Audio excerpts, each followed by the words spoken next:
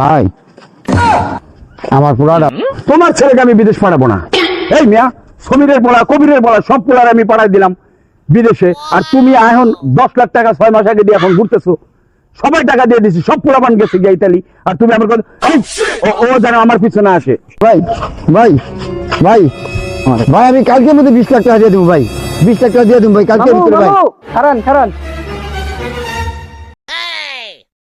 এই কালকে 20 লাখ টাকা আমার ম্যানেজারকে দিয়ে দিবি। ঠিক আছে ভাই, তোর পোলারে পাঠাই দিবি ইতালি।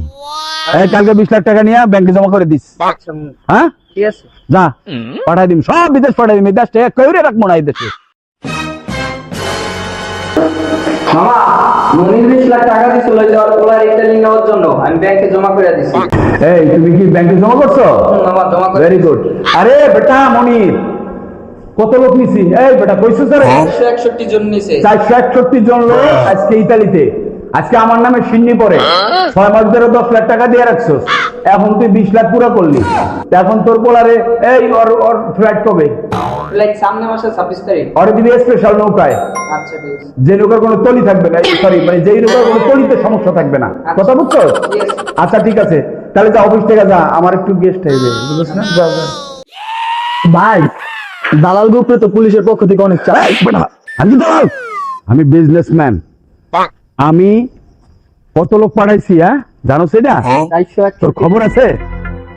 461 জন না 62 জন, তুই তো হিসাবও রাখতে পারস না। ভাই একটা বসে দে ভাই, আমার পুরাটা লিবি হাজার একদিন ভাই, আমার পুরাটা এখন পাঠাবেন না ভাই। ভাই ও আমার সামনে কেন? তুই কার টাকা দিছ ভাই? কার টাকা দিছিস তুই? ও যেন আমার এই অফিসের আশেপাশে না আসে। ঠিক আছে বের করে দাও। তুই কার কাছে টাকা দিছ?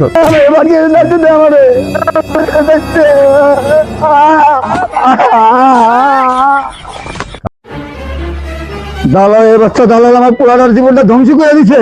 আজকে ওরে পাইলে আমি এই জানি যে আমার মাথা, আমি একটা করে যে মাথায় ভালো পেলাম আজকে।